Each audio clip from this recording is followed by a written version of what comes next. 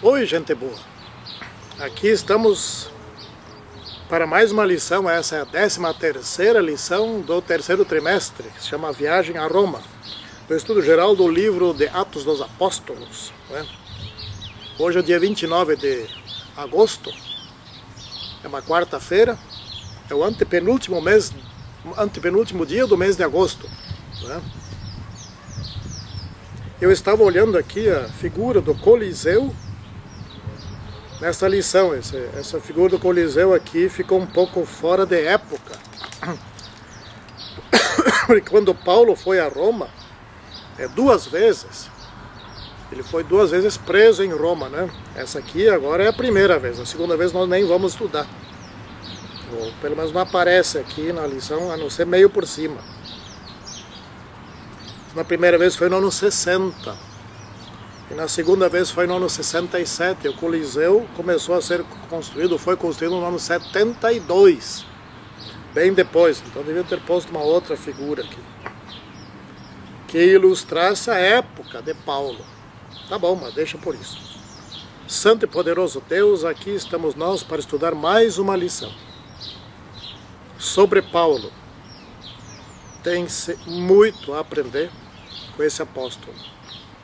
Que hoje seja um dia desses em que nós venhamos aprender coisas importantes a partir dele. Em nome de Senhor Jesus Cristo. Amém. Então aqui o verso, que está em Atos 27 e 24, eu fiquei perplexo com esse verso. Confesso que não entendi o verso. Vocês me expliquem, né? Diz assim: Paulo, não temas, é preciso que compareças perante César. Mas perante que César ele iria comparecer? Nero, um dos piores imperadores que Roma teve. Calígula foi outro. Calígula antecedeu César, que foi Calígula. Depois foi um outro imperador, Cláudio. Calígula, César, Cláudio, César. E esse Nero, o nome do Nero era bem diferente, nem me lembro, nem sei qual era o nome, mas pelo qual ele foi conhecido, um dos nomes dele é Nero. Esse Nero, ele governou 16 anos, até que foi morto. Calígula governou quase 4 anos, até que foi morto. Esses imperadores eram tão maus, eles governavam pelo medo. Medo do que o imperador poderia fazer, né? Então eles se tornavam extremamente cruéis, exploradores e manipuladores. Por exemplo, esse Nero, ele abusava das mulheres, dos membros do Conselho Superior lá de Roma, né? Ele abusava desses. E qualquer mulher bonita que ele encontrasse, em algum lugar que ele visse na rua, ele mandava pegar para abusar dela e depois mandava embora. E por qualquer coisa também mandava matar. Aliás, esse Nero, logo um tempo depois da primeira vez que se encontrou com César, esse Nero mandou matar todos os seus parentes. Não sobrou um César, tanto que ele foi o último. Ele não teve filho para sucedê-lo, portanto, com Nero terminou a dinastia dos Césares, né? E esse Nero também foi tão mau que ele tinha medo. Ele tinha medo de tudo. Ele tinha medo dos melhores amigos dele. Ele mandou matar Sêneca. Sêneca foi um filósofo romano, muito inteligente, muito sábio e não mau. Ele era uma pessoa equilibrada, correta. Ele dava bons conselhos a Nero. Os 5 primeiros anos do governo de Nero até que foram bons, porque ele obedecia muito a Sêneca. Mas Nero tinha uma mãe, que eu não lembro aqui o nome, não importa, que era extremamente má. E ela queria governar também. Ela queria poder junto com Nero, porque ela ajeitou as coisas para que Nero fosse o imperador. Agripina era o nome dela. E Nero, lá pelas tantas, se incomodou tanto dela que mandou matar ela também. Assim era naqueles tempos. A vida era na base de sexo, vinho e diversão. Esse Nero, ele não era bem imperador, ele era um artista. Ele gostava de corridas de bigas, de quadrigas, gostava de lutas, gostava de ser ator, etc. Coisa que não é para imperador. Então por isso que Paulo levou 2 anos esperando por ser julgado por Nero, porque ele não tinha tempo. Não tinha tempo por quê? Porque ele não governava. Ele, na verdade, ele saía por aí fazer apresentações em outros países, etc. E ai de quem não gostasse. Ele tinha 1.300 e poucas medalhas. Por exemplo, certa vez ele participou de uma competição de bigas. Ele nem chegou ao final, mas tirou o primeiro lugar. E aí, se não fosse o primeiro lugar dele, ganhou medalha. Era assim que ele ganhava. Ele era o imperador. Os imperadores naquela época, e era Deus, ele também se achava Deus, né? Os imperadores naquela época, eles imaginavam o seguinte: eu sou o maior, eu, portanto, posso tudo, e eu faço tudo, exijo tudo. Esse foi o cara que julgou Paulo. E agora, pasmem, esse foi quem libertou Paulo. Os judeus queriam matá-lo. E o cruel Nero entendeu que Paulo não era nenhum problema, nenhuma ameaça ao Império Romano, e mandou soltar. Isso aconteceu no ano 62. Né? Bom, vamos aqui então, finalmente Paulo chega a Roma, né? E pelo menos nesse país, nessa cidade, Paulo não foi perseguido. Lembrem-se que nem todos aceitaram o evangelho de Paulo, mas ninguém foi atirar pedra em Paulo, ninguém foi prender Paulo, ninguém fez nada de mal a Paulo. Paulo estava sob a proteção do império. Ninguém ousaria perseguir Paulo.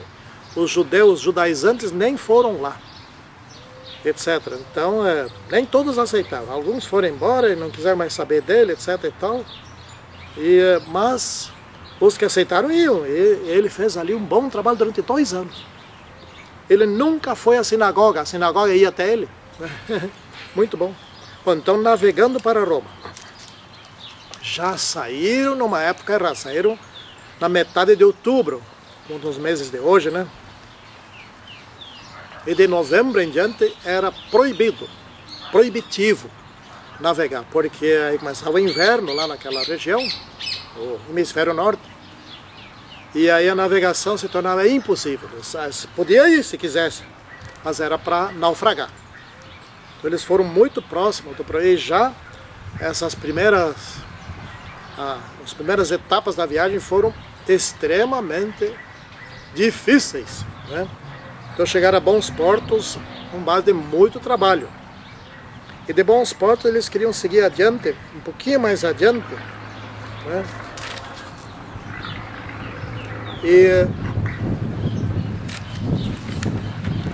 Porque haveria na mesma ilha eles queriam viajar uns 60 e poucos quilômetros mais adiante, que ali haveria um porto muito bom, né? E é o porto de Fenice, ou Fenice. É ali que eles queriam passar o inverno. Bom, era 65 quilômetros. Isso é uma questão de viagem de 2 dias. Ou se os ventos favorecessem, seria até menos que isso. Viajando de dia e de noite, 65 quilômetros fazem um dia. Ou bem menos que um dia. Um navio daquele hoje viaja quase 40 e poucos quilômetros por hora. Mas vamos dizer que aqueles navios viajassem a 20 km por hora, com vento favorável, né? 3 horas e pouco estariam lá. E o vento estava favorável, estava soprando uma brisa gostosa. E Paulo disse: não aconselho que não vão, porque a viagem vai ser perigosa, né? Não é prudente.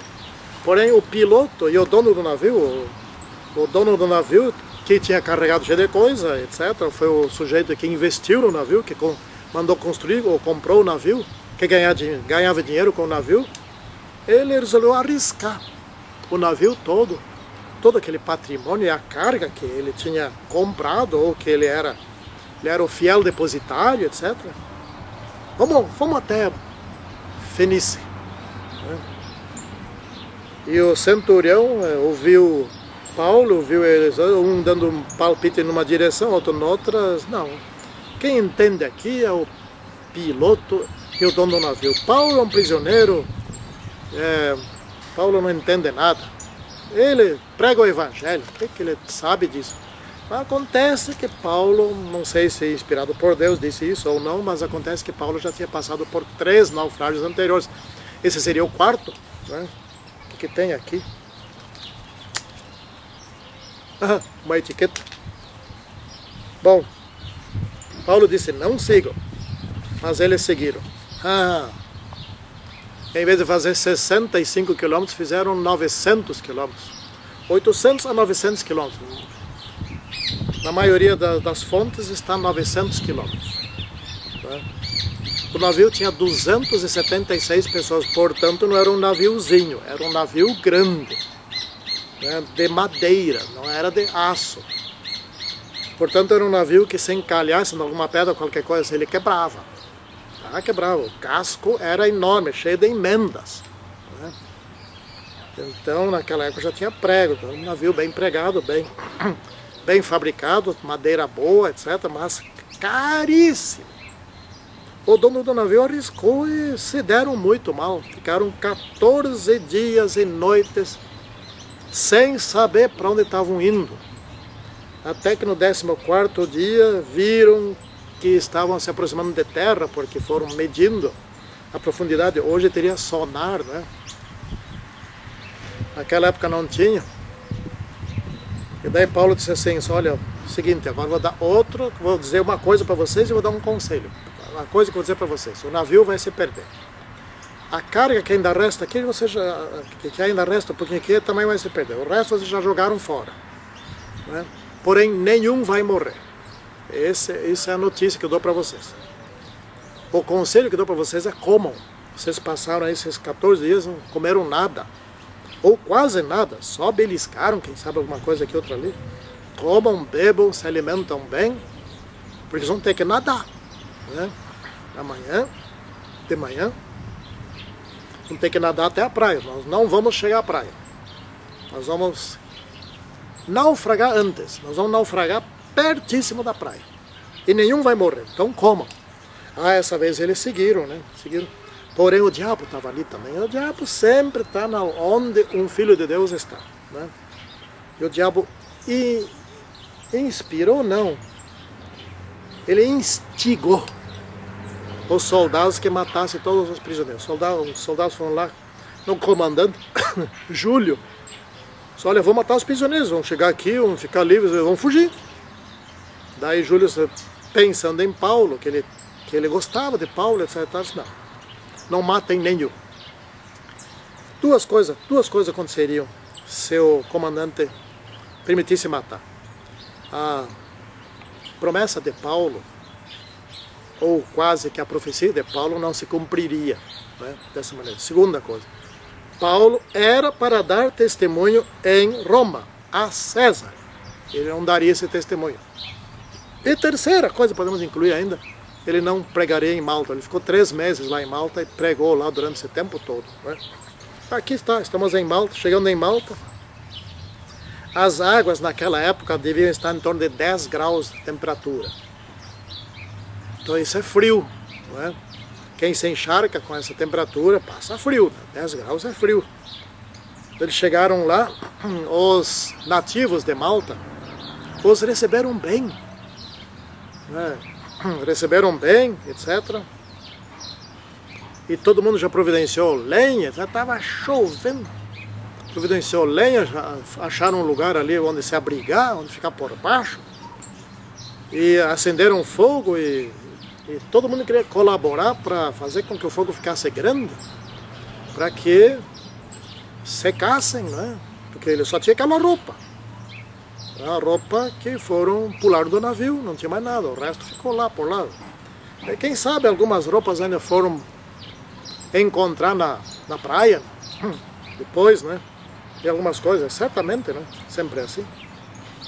E Paulo também foi ajudar a pegar lenha lá, etc. E uma cobra bem venenosa se prendeu na mão ou no braço de Paulo.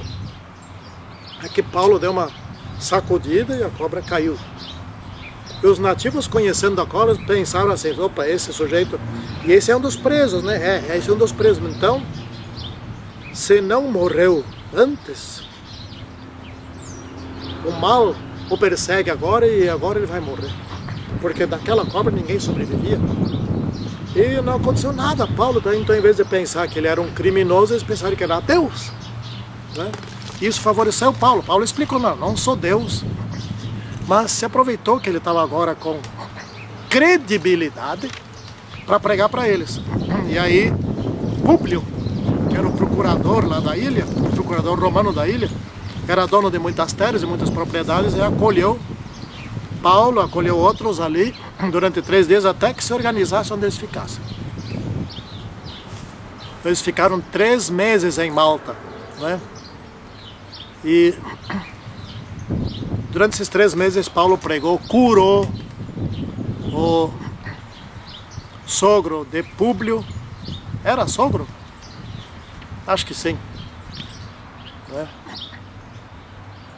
Bom, deixa eu ver aqui. Bom, mas curou. Agora fiquei esquecido aqui, mas Paulo curou. Penso que era sogro de Pedro. Pois bem, 3 meses depois, praticamente todos, se não todos, em Malta ouviram a respeito do Evangelho. Ninguém se opôs, ali não havia judeus judaizantes, não havia oposição, etc. E diz aqui que não se sabe se alguém se converteu. Não se sabe porque não existem relatos, mas o que existe é a história. Malta é uma ilha cristã até hoje, sempre foi. Durante a Idade Média, sempre foram cristãos. Então, as evidências dizem que eles se converteram, né? E aquele naufrágio não foi inútil. Deus, o ser humano atrapalha muito Deus, e Deus aproveita essas coisas para cumprir o seu plano. Então ninguém, na verdade, consegue atrapalhar Deus. Essa que é a verdade. Bom, finalmente chegam em Roma. Isso foi no ano 60 depois de Cristo, né? E Paulo seria julgado no ano 62. Já expliquei por quê. Porque o imperador Nero, tudo que ele não fazia era imperar, ou seja, ele não governava. Ele fazia espetáculos, né? E assistia espetáculos, e bebia vinho. Era um beberrão, um sujeito que gostava de briga, de intriga, de problemas, etc. Gostava de mandar nos outros. E, enfim, quando estava chegando na costa de Roma, não sei como, porque não havia internet, não havia WhatsApp, não havia telefone, não havia e-mail, não sei como é que isso pode, mas o pessoal em Roma já ficou sabendo antes dele chegar em Roma. E foram encontrar ele no caminho, na tal da Via Ápia, que é onde ele vinha caminhando. Eles desembarcaram num porto por ali e vieram caminhando, né, em direção a Roma, e lá foram encontrar ele. Paulo ficou muito feliz. Ficou extremamente feliz, porque ele teria que enfrentar agora o imperador. E Paulo sabia quem era o imperador, sabia quem era Nero, conhecia a fama de Nero, sabia que era alguém que mandava decapitar por nada, ou só por prazer, ou só por diversão. Ele mandava, sim, Paulo mandava decapitar por diversão, só para ver morrer, né? Assim como hoje, muitos ali no Rio de Janeiro, São Paulo, etc. e tal, atiram só para ver o corpo cair. E se divertem com isso. Bom, Festo devia ter escrito uma carta muito bem elaborada, né, dizendo lá que não tinha crime algum. Nero, leram essa carta para Nero, ele mesmo não lia muita coisa, mas alguém leu para ele. e que ele não era um problema para Roma, porém aconteceu, Festo se explicou bem aí, não é? Aconteceu que os judeus queriam matar Paulo, e Paulo não queria ser julgado pelos judeus, e eles não iam deixar por menos, iam matar ele mesmo. Então Paulo tinha apelado para César, depois se julgou Paulo aqui, se concluiu que ele era inocente, mas dado a sucessão dos fatos, teve que ir para Roma. Então Nero leu aquilo, eles não ficaram ali, Paulo se defendeu ali, etc.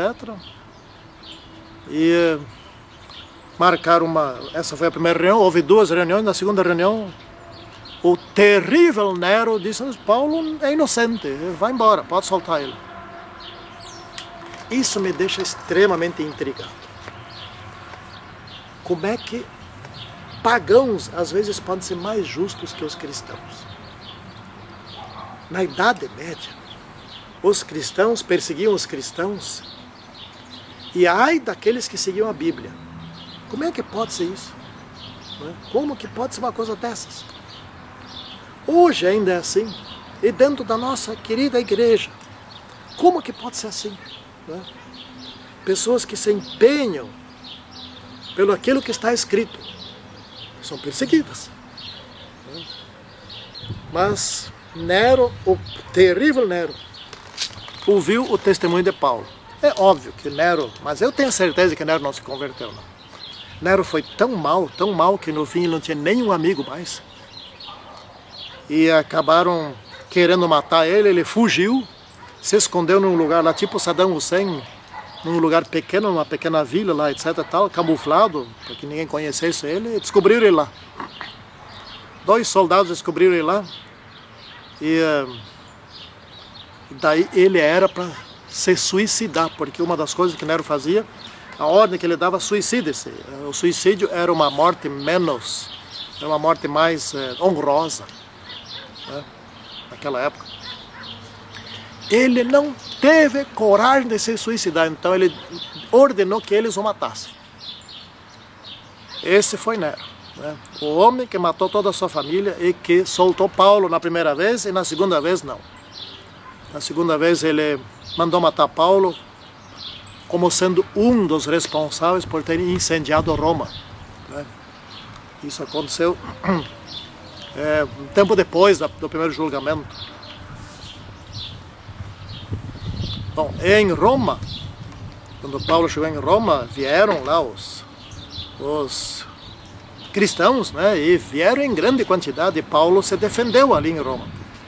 Ele reafirmou que estava sendo julgado pela esperança de Israel, ou seja, porque ele pregava Jesus Cristo como sendo o Messias, como tendo vindo, como tendo sido morto e tendo ressuscitado. Por isso que ele estava sendo julgado, né? Então qual é que era o grande problema disso? Isso era uma verdade, né? Isso era uma grande verdade, a verdade da salvação. Nós no final dos tempos seremos perseguidos porque estaremos falando a verdade.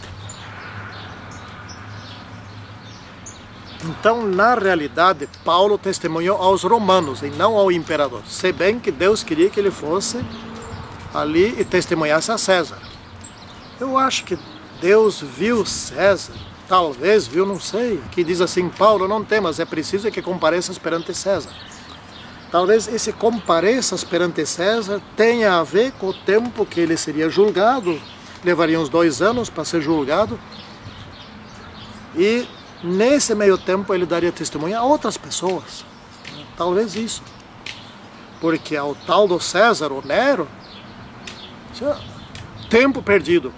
Se fosse para Calígula, tempo perdido. Se fosse para Cláudio, ainda vá lá, né? Cláudio não era tão mal assim.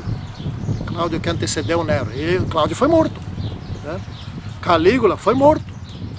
Nero foi morto. Esses grandes homens do passado, eles eram tão ruins, tão maus, que muitos foram mortos porque se arrumavam demais inimigos. Esse é um problema. Se você é líder na igreja, vê se você seja uma pessoa correta, humilde, não dominadora, como tem muitos. Não dominadora, não daqueles que mandam.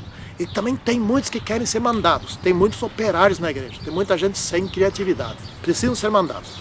Gosto disso. E tem os que gostam de mandar.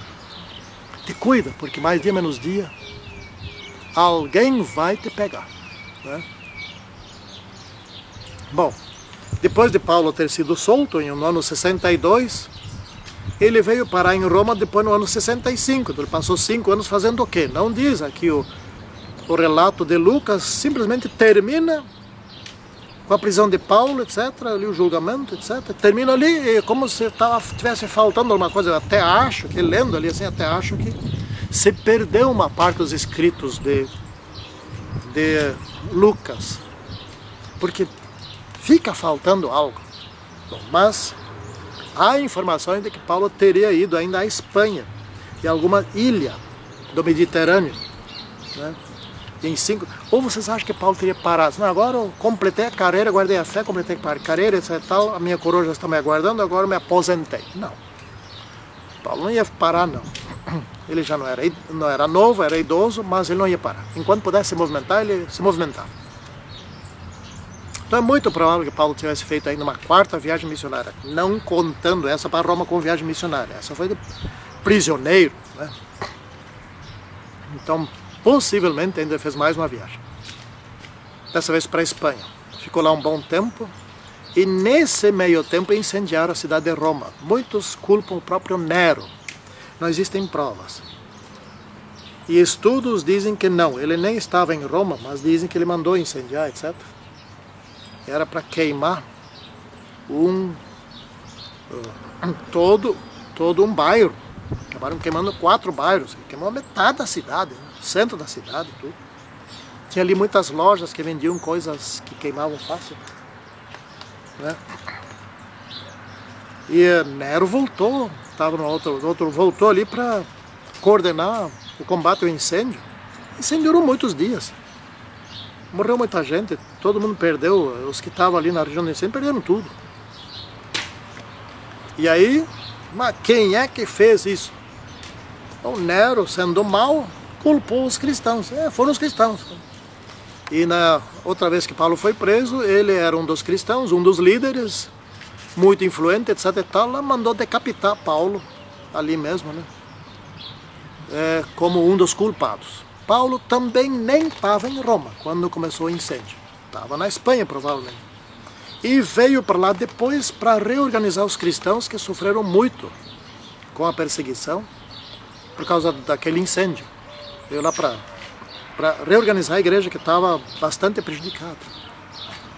Pois bem, essa é a grande história de Paulo. Nós não conseguimos relatar aqui, eu creio que nem a 10ª parte do que se poderia aprender com Paulo.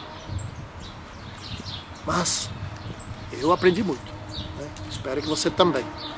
Santíssimo e poderoso Deus, grandioso, abençoa-nos agora para que sejamos valentes e corajosos como Paulo, que chamemos o pecado pelo seu nome exato, como diz Ellen White. Que não fiquemos em nossa igreja acariciando o pecado, elogiando aqueles que estão trazendo o mundanismo para dentro, apoiando que não.